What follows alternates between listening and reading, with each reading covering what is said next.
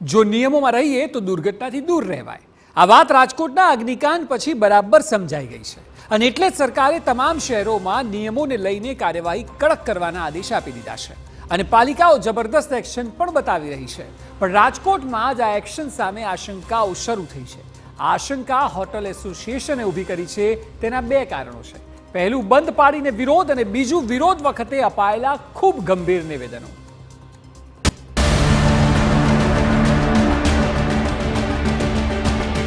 Hotel, restaurant અને banquet hall સહિતના એકમો છે તેને સીલ કરવાની કામગીરી કરી છે, જેને લઈને હોસ્પિટાલિટી એસોસિએશન દ્વારા વિરોધ કરવામાં આવ્યો છે। આપને હું દ્રશ્યો બતાવવા માંગીશ કે રાજકોટના હોસ્પિટાલિટી એસોસિએશન છે તેમના દ્વારા આજે એક દિવસના બંધનું એલાન છે તે કરવામાં આવ્યું છે। અહીં જે રેસ્ટોરન્ટની બહાર સ્પષ્ટપણે નિર્દેશ છે તે સૂચના લખવામાં આવી છે કે 10/7/2024 બુધવારના રોજ હોસ્પિટાલિટી એસોસિએશનના નિયમ અનુસાર રેસ્ટોરન્ટ બંધ રહેશે। રાજકોટ શહેરમાં કુલ 800 જેટલા રેસ્ટોરન્ટ છે તે આ જ પ્રકારે આજના દિવસે બંધનું એલાન છે તે આપવામાં આવ્યું છે। હોસ્પિટાલિટી એસોસિએશનનું સ્પષ્ટપણે કહેવું છે કે ફાયર એનઓસીને લઈને, બીયુ પરમિશનને લઈને નિયમોનું પાલન કરવું ખૂબ જ જરૂરી છે, પરંતુ રાજકોટ મહાનગરપાલિકા દ્વારા જે રીતે જે સીલિંગની કામગીરી છે તે કરવામાં આવી રહી છે, એક પણ પ્રકારની નોટિસ છે તે આપવામાં આવી નથી અને કેટલાક બેન્ક્વેટ હોલ અને રેસ્ટોરન્ટમાં જે ફાયર સેફટીના સાધનો ઉપલબ્ધ છે, પરંતુ એનઓસીના વાકે આ રેસ્ટોરન્ટ છે તે સીલ કરવામાં આવ્યું છે। રાજકોટ શહેરમાં 800 જેટલા હોટલ, રેસ્ટોરાં અને ખાણીપીણીના ધંધાર્થીઓએ બંધ પાડ્યો। કારણ છે આરએમસીના કડક નિયમ પાલન સામે વિરોધ। રાજકોટના ટીઆરપી ગેમ ઝોનમાં અગ્નિકાંડ થયા બાદ આરએમસીની લાલિયાવાડી રાજ્યએ જોઈ લીધી છે। આ જ છાપને સુધારવા આરએમસીએ ફાયર એનઓસી, બીયુ પરમિશન, બાંધકામના નિયમો સહિતના નિયમો મુદ્દે અચાનક એક્શનમાં પ્લાન લાવ્યો છે અને જરા પણ બેદરકારી નહીં ચલાવી લેવાય। આવા ઝુંબેશ સાથે અનેક હોટેલ, પાર્ટી પ્લોટ, દુકાનો સીલ મારી દેવાયા છે। જ્યાં સુધી પૂરતા નિયમ પાલન નહીં, કોઈ વેપાર રોજગાર નહીં। પરંતુ હોટેલ એસોસિએશનનો આરોપ છે કે આ નિયમ પાલનની આડમાં માત્ર હેરાનગતિ થાય છે। જે સમય માંગવામાં આવ્યો છે તે આપી દેવામાં આવે। આ બંધ રાખવા પાછળનું કારણ છે કે નાના યુનિટ છે જ્યાં કોઈ આગની શક્યતા નથી। જે 50x50માં જે રેસ્ટોરન્ટ ચાલુ હોય અથવા પાર્ટી પ્લોટ હોય, પાર્ટી પ્લોટમાં તો આજ સુધીમાં ગુજરાતમાં કોઈ એવો કિસ્સો નથી કે પાર્ટી પ્લોટમાં આગ લાગી હોય, તો એને પણ હેરાન કરવામાં આવે છે। બેન્ક્વેટ હોલમાં પણ હેરાન કરવામાં આવે છે। તો આ બધાના ફાયર એનઓસીના મામલે અને બીયુ પરમિશનના મામલે અત્યાર સુધી ચાલતું હતું, અત્યારે કેમ નહીં?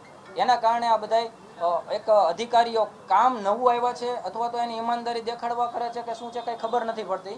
અત્યાર સુધીમાં જે ચાલતું હતું તો એ કોના આધારે ચાલતું હતું? અત્યાર સુધી શું કોઈ કાયદો નહોતો? હોટેલ એસોસિએશનનો દાવો છે કે નાના એકમોમાં આગની શક્યતા ઓછી હોય છે। પાર્ટી પ્લોટમાં આગ લાગવાની કોઈ ઘટના અત્યાર સુધી બની જ નથી। ત્યારે ફાયર એનઓસી, બીયુ પરમિશનને લઈને હેરાન કરાય છે। આરએમસીના અધિકારીઓ કામ બતાવવા માટે હેરાન કરે છે, તેવો પણ ધંધાર્થીઓનો દાવો છે। ધંધાર્થીઓ નિયમો પાળવા તૈયાર છે, પરંતુ તેની માટે સમયની માંગ કરી રહ્યા છે। આરએમસીના અધિકારીઓ સાથે આ અંગે બેઠક થઈ હતી, પરંતુ આ બેઠક તદ્દન નિષ્ફળ નીવડી અને ના છૂટકે પ્રતિકાત્મક એક દિવસના બંધનું હથિયાર ઉપાડાયું। જો કે માત્ર આટલેથી ધંધાર્થીઓ અટક્યા નથી, તેમણે તો ખૂબ મોટો અને ગંભીર આરોપ લગાવ્યો છે।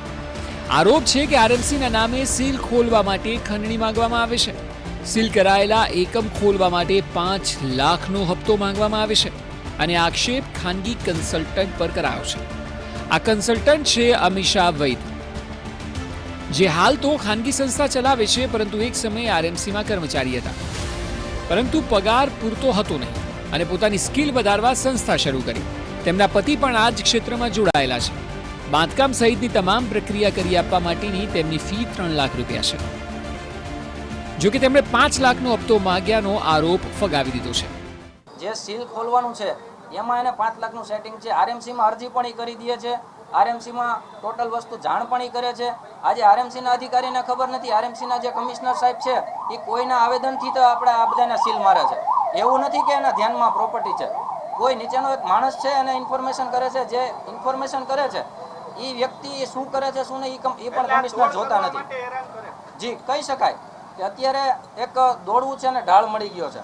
જો સાંભળો, મેં કોઈ પણ રીતનો 1 પણ રૂપિયો કોઈ સીલ ખોલાવવાનો નથી લેતા। 2 લીટી હાથની લખીને આપી હતી અને ફોલોઅપમાં મેં જીએડી વિભાગમાં કીધું કે ભાઈ આ લોકોનો કાંઈ જવાબ આવ્યો હોય તો એનો જવાબ કરતાં મને આવડતો તો મેં જવાબ કરી દીધો છે. 1 રૂપિયો પણ મેં નથી લીધો. જે ભાઈએ સ્ટેટમેન્ટ આપ્યું છે એ તદ્દન ખોટા છે.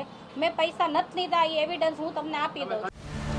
અમીષા વૈદ્યનો દાવો છે કે તેમણે 2 રેસ્ટોરાં સીલ હોવા છતાં ચાલુ હતા તે જોયું અને તેની ફરિયાદ કરી, જે બાદથી તેમના પર ખોટી રીતે દબાણ થઈ રહ્યું છે.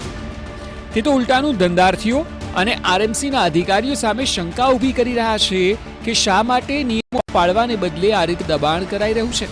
ટેમ્પરરી સીલ ખોલવા માટે મેં અરજી કરી દીધી છે મારા હાથે, પણ મારા ઉપર જે આક્ષેપ છે કે 5 લાખ રૂપિયા માંગ્યા એ તદ્દન ખોટી વાત છે. જનરલી એ સેકન્ડ વાઇફ અને ઢોસા.comનું ફાયર એનઓસી નથી, સ્ટ્રક્ચર મંજૂર નથી એનું, અને કમ્પ્લીશન પણ નથી. અને એ જ્યારે મેં રાત્રે હું ત્યાંથી નીકળી અને મેં જોયું કે આ ખુલી ગયું છે, એટલે મેં પારસભાઈને પહેલો ફોન કર્યો. મને કહેવાય છે કે તમારા મોટું કરવાની ક્યાં જરૂર હતી, તમે કાંઈક રસ્તો કરો, તમે આમ કરો. મેં કીધું હું શું રસ્તો કરું? કમિશનર સાહેબની બધાની દ્રષ્ટિ એક માટે બધી સરખી હોવી જોઈએ. તમને 3 રેસ્ટોરન્ટને કેવી રીતે ખોલવાની? આક્ષેપો અને પ્રતિ આક્ષેપોની આ હોડમાં એક વાત તો સાબિત થાય છે કે ધંધાર્થીઓએ નિયમોનું અત્યાર સુધી સંપૂર્ણ પાલન કર્યું નથી. આરએમસીએ પણ અત્યાર સુધી નિયમોના અમલને લઈને બેદરકારી જ દાખવી છે. ત્યારે સવાલ થાય કે અત્યાર સુધી નિયમો વિના કેવી રીતે ચાલતું હતું? શું અધિકારીઓ હપ્તા લઈને લાલિયાવાડી ચલાવતા હતા? શું નિયમોના પાલનની આડમાં હપ્તાખોરી ચાલે છે? 1986નો કાયદો, નિયમનું કડક પાલન છેક હવે કેમ? સવાલ તો અનેક છે, પરંતુ નિયમોના પાલનને લઈને હવે શંકા કુશંકાઓ સતત વધી રહી છે. ધંધાર્થીઓ તો રાજ્ય સરકાર સુધી રજૂઆત કરી રહ્યા છે. શું સીલિંગની કામગીરીમાં પણ કૌભાંડ છે? કે અત્યારે સીલ મારવાની પ્રક્રિયા ટોટલ ધોરણે બંધ કરે, ઇમરજન્સીમાં બંધ કરે. તમારે સીએમને રજૂઆત કરવી હોય તો સીએમને રજૂઆત કરો. આ બધું પ્રેશર સીએમઓમાંથી છે કે ક્યાંથી છે અમને તો ખ્યાલ જ છે, પણ અત્યારે આરએમસીના અધિકારી પાસે અમે જઈએ ત્યારે અમને કમિશનર સાહેબ પોતે 1986નો કાયદો સમજાવે છે. તો 1986નો કાયદો તમે અમને સમજાવો છો તો અમે વાત કરી કે ભાઈ આ બિલ્ડિંગ પણ આરએમસીનું કાયદા મુજબ નથી. તો અમારા ઉપર ઉગ્ર થયા અને અમને એવું કહ્યું કે ભાઈ તમારી આવકની સ્ત્રોત છે, banquet hall, party plot, restaurant વગેરે વગેરે જે કાંઈ છે એ આવકની સ્ત્રોત છે, એટલે ત્યાં કાયદો લાગુ પડે, અહીંયા લાગુ ન પડે. અત્યાર સુધી આરએમસીની ઢીલી નીતિ, અધિકારીઓના કૌભાંડની જ ચર્ચા હતી, પરંતુ હવે આરએમસીની સાથે ધંધાર્થીઓ અને ખાનગી કન્સલ્ટન્ટ પણ શંકાના ઘેરામાં છે, જેમના પર હપ્તાખોરીનો આરોપ છે. તેમણે ખુદનો તો બચાવ કર્યો, પરંતુ તેઓ આરએમસીના પૂર્વ ટીપીઓ મનસુખ સાગઠિયાનો પણ બચાવ કરી રહ્યા છે. સવાલ થાય કે શું કામ? લોકો ભલે ગમે એ બોલે છે, પણ મેં કોઈ દિવસ સાગઠિયા સાહેબને સેટિંગના પૈસા લેતા મેં નથી જોયા.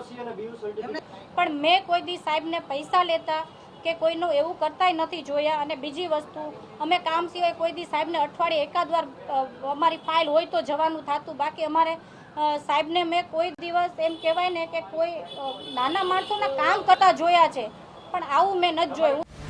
નિયમો પાળવા ખૂબ જરૂરી છે, તેમાં કોઈ બેમત નથી, પરંતુ નિયમો પાલન અંગે કેટલી લાલિયાવાડી, કેટલી બેદરકારી, કેટલો ભ્રષ્ટાચાર ચાલે છે તેની પોલ ટીઆરપી ગેમ ઝોન અગ્નિકાંડે ખોલી નાખી છે. આ એક દિવસનો બંધ એ કદાચ ધારી અસર કરશે કે કેમ તે સમય બતાવશે, પરંતુ બંધને લઈને થયેલા નિવેદનો હજુ પણ કૌભાંડ તરફ ઇશારો કરે છે. નિયમ પાલનને લઈને પણ ભ્રષ્ટાચાર ચાલી રહ્યો છે તેવી શંકા સેવાઈ રહી છે.